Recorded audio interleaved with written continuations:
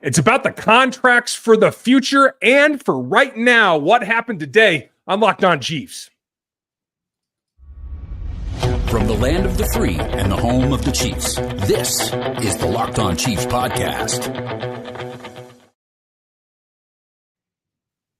Welcome back, friends and neighbors. For all of your Chiefs news, we got you right here on Locked On Chiefs, part of Locked On Podcast Network. We are brought to you today by FanDuel. Make sure that you check them out, because right now they're giving everyone a daily bonus or boost, no matter who you are or where you come from. That's right. Everybody gets it right now at FanDuel.com to get started. We are going to get started because a lot of news late today. One, that there's some tension. Some tension going into week one of the preseason. You want to hit somebody else besides your teammates, and it's starting to flare up, and I think that's a good thing. That's coming up later in the show. Harrison Butker is now the highest paid kicker in the NFL. What it means for the franchise and this season, that's coming up next. But we start right now, another contract-related topic that I think is going to be really important, and that is what they're trying to do this week in particular in the preseason. We're going to do it all today on Locked On Chiefs, part of Locked On Podcast Network, your team every single day for free on every platform. Here on YouTube, where I'd ask you to like and sub, on Spotify, on Apple Music, on anywhere you can get a show. You can get us free 5 days a week plus.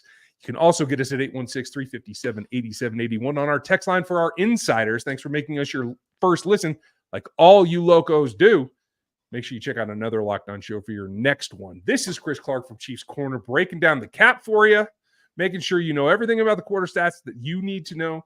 The QBs are officially in focus right now with all the contracts going on. I'm Ryan Tracy from Rogue Analytics and Performance Consulting.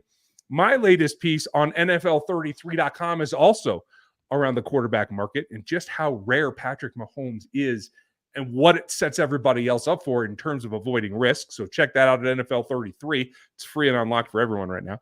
And get over to RGR Football as well. We get into the thick of it in a day that is, I think, kind of just kicking off what this process is going to be before week one with the Butker deal that we're going to go into depth here coming up.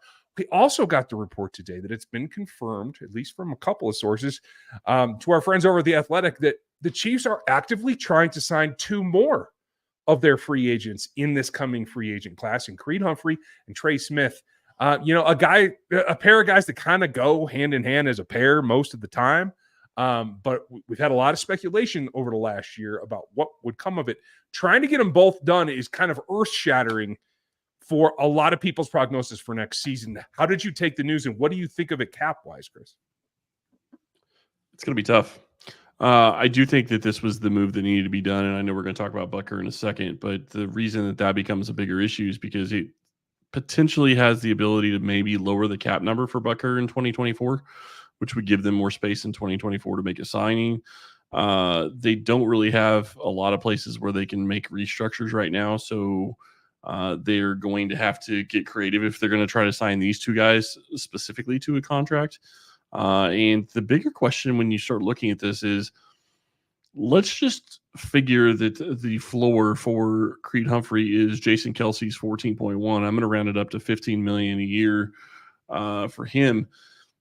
I mean, if that's the floor for Creed, do you think Trey Smith is going to be okay being around that floor? Because I don't see how they pay him closer to the top of the guard market if they're going to be paying Creed $15 million a year.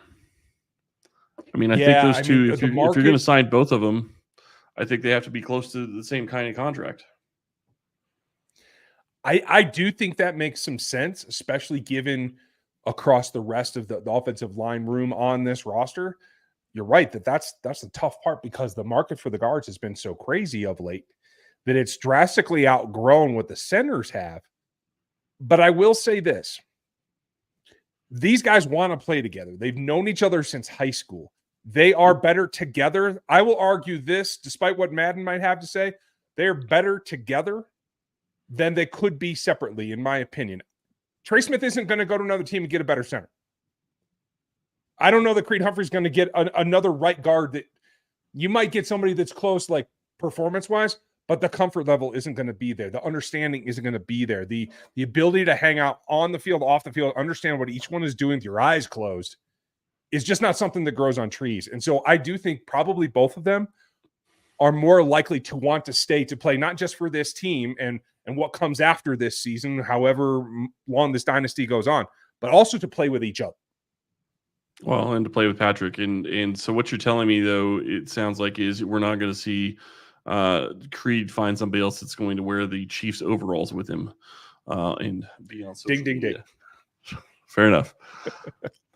To me, this is a no-brainer. If you can get both of these guys to agree to a deal that you can make work under your salary cap, I think it's a huge win for Kansas City. I will say this, and I hate bringing this up now, but it's reality. If this gets done and they get both of these guys signed, you can kiss Joe Thuney goodbye next year. I cannot see a way that he sticks around. He would save $16 million in cap space in 2025. You're going to need that for both those guys. And I've loved Joe Thuney and what he's brought to this team, but that's just kind of reality at this point. And you really can't get out of it because a lot of that is salary cap proration. So there's not really much you can do in that case, although he does have a decent base salary in 2025 of $15.5 million. So I would think that he's gone if you get both these guys signed, but you're absolutely right. I think the big thing is they want to play together. And if they want to play together, maybe both of them are willing to take a little bit less money, because the other thing, and this is the other big point, and this was said in Nate Taylor's article on The Athletic, they want to play with Mahomes.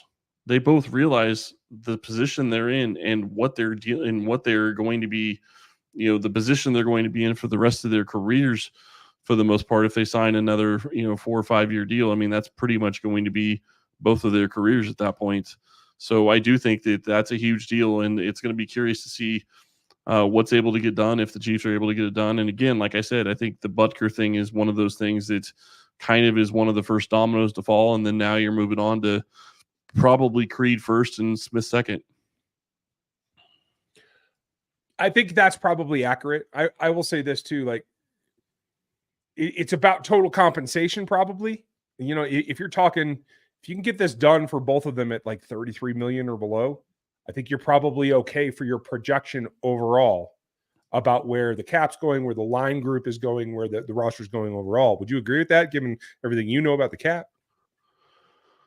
I think that'd be a huge win if you can get both of them done for $33 million a year combined in APY, and that's going to be the big thing. And here's the other side of it: is they both are in a situation where, and I'm trying to double check this right now, so I apologize, but I believe they're both in a situation where this is the final year of their contract. So if they were to go and sign a 4-year deal, you could essentially prorate the bonus over the next 5 years. Which would help lower the future, but you don't have a ton of room. That's part of the problem with doing this for both of these guys this year is there's still not a ton. I mean, they have 15 million, but you have to remember that's all they have to get through the season. And you've got a couple $1 million that you're going to have to save for the practice squad, a couple $1 million probably for guys that end up on IR, lots of different things you're going to need money for. They probably need $5 million to get in. So can you make 10 million stretch between the two for 2024? If you can get this deal done and you're in a great situation. I'd love to see it. I would too. And I got to rely on the fact that I think both those guys are like me. I'm here to win. I want to be the best podcast we can be every day, every year, over and over. And I think they want to do that for the length of their careers as well. Yeah, and that goes back to the same thing that we kind of talked about the other day when we talked about Trent Williams. That is not what he's after. He wants to win. Maybe he wants to win, but he wants money. And if those guys, and that I'm not faulting them if they want their money. I get it. They have to take care of their families. They're the ones that it's their money. I get all that. I'm not faulting them if they want more money. But if they want a chance to play with Patrick Mahomes and they want a chance to get to a point where they could have all 5 of their fingers having Super Bowl rings on them, this is the best place to have that opportunity by far. Yeah, I'm absolutely with you. And one of the other things that's going to help is when you get in those tight games, if you happen to have the best kicker and now the highest paid kicker on your roster, you have a better chance of winning those games. We're going to break down the Harrison Butker signing, extension, rework, whatever it is. Chris will tell you all the details coming up next. You love sports just like I do, and you love them so much you never want them to stop. But the playoffs have come and go. It's baseball season, and now it's training camp. There's always something to get into the action, and wherever you want to go, you can do it with one app on FanDuel and place any bets anytime you're in the mood. This summer, FanDuel is giving away to all customers either a boost or a bonus daily. That's right. There's something for everyone every day, all summer long. So head over to FanDuel.com. You can even take a look at the Chiefs right now. They are plus 600 for the next Super Bowl, the three-peat Super Bowl. You can go to FanDuel.com and start making the most out of your summer right now. There's still time left in this summer. FanDuel.com, the official sportsbook betting partner of Major League Baseball and the NFL.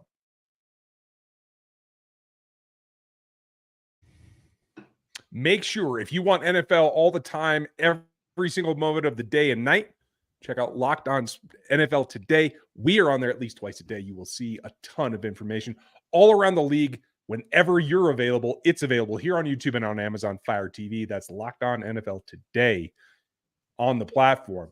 The platform has become a lot bigger. I'm not going to pretend I know all the ins and outs of this particular contract, but Harrison Butker is now the highest paid kicker in the NFL. I believe that would be NFL history as well, Chris. You're going to have to tell me. But when you take a look at and break it down, how do you feel that the value is and the structure is for you? So I'm sorry, I'm looking off screen. I'm still trying to scroll and see if we get any more updates. Right now, we don't have all the information. I can tell you he is the highest paid. I believe he's the highest paid in NFL history. I can tell you that for sure in just a moment. But he's getting $25.4 million a year, which is it's 25.4, I think. $1 million a year, which equates to $6.4 million APY, and he's getting $17.75 million guaranteed. Now, what we don't know is how does that guarantee break out? Is it mostly salary? Because to me, it really wouldn't matter. I would give him, $10 million guaranteed in salary over the next 2 seasons, 3 seasons, whatever, however you want to do that. Or is there going to be signing bonus?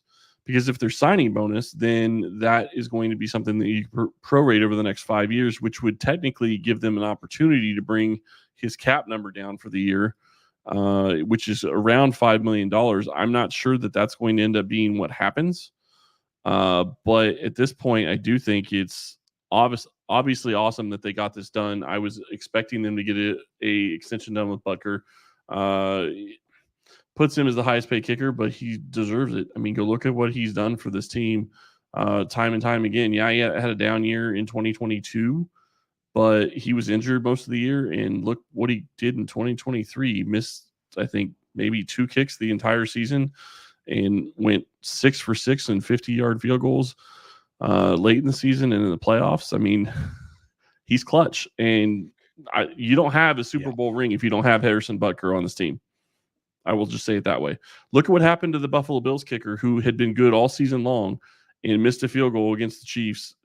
Not going to say that cost them the game, but it really made it hard for them to have a chance to win. Yeah, that's fair. I mean, and everybody understands the impact kickers can have, the whole Justin Tucker thing before the playoff game last year. Like, they have an effect. And now he's making about $400K a year more than Justin Tucker.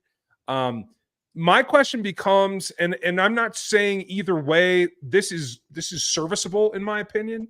This is not prohibitive, but I would be, if it were me pulling the shots here, I'm not sure I could make a kicker the highest paid at his position under my cap rules. That is when you have other fish to fry and you have guys that you have to augment as they age, like Chris Jones and Travis Kelce. Obviously, we know there's going to be a payday in the future for wide receiver position, especially if Hollywood decides to depart next season. You're going to look to replace that, even with Xavier and Rasheed still here. So just in terms of bang for the buck value, do you feel that the kicker position is one it's worth this right now? I think it's important to get it done. I think that this gives you cap flexibility and you have the best kicker. I still think Tucker's fantastic, and I would say that there's an argument that you could make the Butker's better than Tucker, or at least he's right on par with him. And the guy has been clutch whenever you've needed him over the past couple of years. He is the reason they won. He is one of the biggest reasons they won 2 Super Bowls in a row. Some of his kicks in the playoff games have just been so huge. And to be able to do it in cold weather and in warm weather, it doesn't really matter, or no dome. I mean, dome or no dome. He's just been great. So I think this is something that's important to get done. And I think it's overlooked if you don't have somebody on the team that's probably going to be top 10 at that position or top 5 at that position, because then you get in a situation in the playoffs where you don't feel as comfortable sending him out there to go kick it. And I don't think that there's anybody in that organization that feels uncomfortable sending him out to go kick any of the big kicks in the future for this team. So I think it's a good move. And the other side of it is, if you want to look at it from a different perspective, they now have a rookie at punter. So if you want to look at special teams in general, their special teams is pretty cheap. Their kicker, between their kicker and their punter, they're not spending a ton of money. I mean, yeah, you're looking at $6.4 million a year. And I think our buddy Seth Kaiser actually pointed this out. The difference between 4.5 and 6.4, to me, that's negligible. Yeah, maybe you could go get another veteran, but I'd rather have the guy that I think is going to make the kick every single time and not have to worry about it. And the Chiefs have been so good at drafting, you have the ability to do it. Sorry. I was going to say that does go a long way. I'm just looking functionally what it means. It's the difference between having Mike Pennell and James Winchester on the roster or not. You're right. It's not an immediate impact, but you got to remember that on this team, you have to have low salary impact players that still help you. So it's a toss-up. Like I said, they're going to make it work. He's one of what is going to be a fairly impactful free agent class next year. With working on the information we have on Trey and Creed getting worked on as well, you still have Justin Reed at the top of the list, Charles Omenihu, obviously Hollywood Brown out there as well. Like those three plus Nick Bolton, that is quite a group that the earlier you can get done, maybe the better that you can stagger it and make those puzzle pieces fit. Nick's not out at training camp, but plenty of other people are. Even some surprises. What do they mean, and who's getting after it at camp? That's coming up next here on the Locked On Podcast Network. This show is sponsored by BetterHelp. What are your self-care non-negotiables? Maybe you never skip leg day or therapy day, or maybe you have to go for a walk every day and just get out in the sunshine. When your schedule's packed with kids' activities, big work projects, and more, it's easy to let your priorities slip. Even when we know what makes us happy, it's hard to make time for it. But when you feel like you have no time for yourself, non-negotiables like therapy are more important than ever. If you're thinking of starting therapy, give BetterHelp a try. It's entirely online, designed to be convenient, flexible, and suited to your schedule. Just fill out a brief questionnaire to get matched with a licensed therapist and switch therapists anytime for no additional charge. Never skip therapy day with BetterHelp. Visit BetterHelp.com/lockedon today to get 10% off your first month. That's BetterHelp.com/lockedon.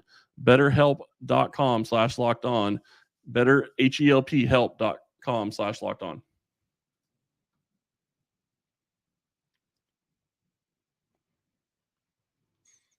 We are getting after it just like the team is. Make sure you like and sub to this channel. Get us over on Spotify and Apple Music for the audio side as well. Check out Chiefs Corner, where Chris is doing all of his work. All my league-wide coverage is at NFL33.com. There's a new free piece up there right now. Go get subscribed to that to get the inside info. And check out RGR Football, where I'm doing a live Q&A tonight as well. We have to take a deeper look. Got some news and notes here. First, it's starting to get aggravated out there. I'm actually glad to see the uptick in energy, another padded practice. They got after it a little bit, including Rashee Rice and Drew Tranquill getting into it. Had to be pulled away by, not exactly the lowest profile referee out there. Yeah, when Patrick Mahomes comes and grabs you, your teammates kind of tend to kind of get a little bit more docile very quickly. And that's exactly what happened in this situation. And, it's going to happen. And you've been in pads for, a week and a half now at this point, and you've got a couple more days of practice before you actually get to go hit somebody in an actual game. That game is just a couple days away. This is exactly what you would expect this time of year, because people are getting pissed off. They're getting tired of hitting each other. They want to actually be able to hit and take to the ground, which they can't do right now. You have players out there that this is what they get paid to do, is to go hit people and take them to the ground. And I'm not going to say try to hurt them, but try to inflict pain. I will say that. And they can't do that right now. So it's a matter of just making sure that you're trying to be a good teammate, do what you need to do, and don't piss people off. And then you're going to have some of this where they're going to get pissed and tempers are going to flare, and it's still what you want. Yeah, absolutely. And you want the uptick in the physicality before you have to play another team as well. Worked some goal line today. Carson Steele getting some fullback looks, as we've said, but Andy still continues to give him a lot of looks as well. I'm starting to feel better about my hope. I didn't put him on my pre-camp 53-man projection. I'm starting to feel like maybe that was a mistake. I like seeing that, whether they're running out of the eye. Did you? You took him off of yours. Mm-hmm. Okay. So does that mean you've changed your mind on LRZ? It's going to be tough unless, I mean, I don't see how they keep 4 running backs and Steele or LRZ and Steele because I think Prince is RB2 right now and Clyde is RB3. And unless they decide to not, and I'm not saying I expect this, but unless they decide that they're not going to keep Clyde Edwards-Helaire, which I have a hard time believing, I can't see both those guys being on the roster. And LRZ is, it sounds like he just got some time at personal protector, which is very interesting because that's not a position I would think I would want him in if I was Dave Tobe. That's not a position he would have a lot of experience in. True. Just pass blocking, that's not going to be something he's great at. I mean, yeah, he needs to get better, but do you really want him to be there, the last line of defense for the punter? That's asking a lot of a rookie. I want to snap him the ball every 5 seconds. That's what I want to do. Well, that's fair. Forget punting. Yeah, Ariza can go relax. Well, and don't forget, Ariza can kick the ball 75 yards, which he did in practice today. So yeah, it's a nice thing to have a leg like that. In the air. It certainly is. I'd love to hear what somebody thought of it who's a lot of misconceptions going on around Kansas City. We tried to give you the skinny when it happened, and we're going to redouble that so everybody gets it. John Gruden has not been added to the Kansas City Chiefs staff. He's a guy that knows a dude who happens to run a team, and he's going to visit. It's nice that he's decked out in Chiefs gear. It makes him look official, but it doesn't make him any more part of the staff. But the comment that I got, and that I do agree with, is one of the beat reporters had stated that, Andy has known him for a long time, appreciates his opinion, and is open to his takes on what he sees. And I think that's the key. I don't think it's going to be anything more formalized than that. Do you? I don't know. We'll see. I still think it's interesting that he's there 2 days in a row. We'll see if he ends up being there for more days. Because camp obviously goes another 2 days before their first preseason game. If he's still there when they come back from their preseason game 1, then there's a lot more to it than just he's just there looking at different things and giving me, his thoughts on different things. I still think it's interesting that they have him decked out in Chiefs gear because he can go to those practices and wear anything and they're not going to care. So the whole Chiefs gear thing is interesting to me. And obviously, I don't think it's fooling anybody at this point. People have said that it's to keep him, from being noticed. I don't think that's going to fool anybody at this point. So I don't really know that's going to be interesting. I'm really curious how this plays out over the next couple of days. If he's there in the next couple of days and then he's there after the preseason game, I think that that's more. There's more to it than what we've heard, but we'll see. It really doesn't matter at this point. I think that bringing him in and getting. If he was to be a consultant, I think it just adds to what the Chiefs already have. And I don't think it's going to cause any issues. I think that his relationship with Reed is very close, and it would make a lot of sense that they could get together. They could, he could be on this team and not really change any type of chemistry with any of the other coaches and just kind of bring an old school flavor to it, I guess you would say. Yeah, and that works. I just want to clarify for everybody that the reports that you see that he's been hired by Andy Reid are not yet proven true, and at this point are actually counterproductive. So they onward and upward towards preseason game number 1. Maybe he'll have some adjustments or suggest something to Andy. I'd be interested to see if there's any fruit that is picked off that tree, but we're going to find out how it goes. Make sure you like and sub. Let us know what you think of that Gruden situation, of Butker's deal, and who gets signed next. Creed, Trey, maybe Nick Bolton, who knows? We'd love to hear it. Put it in the comments here on YouTube or in the reviews on Spotify and Apple Music. We appreciate you guys spending your time with us. We know you can listen to a lot of people, and we try to keep you under 30 minutes every single day, 5 days a week, just like the rest of the Locked On Podcast Network. Thanks for your time.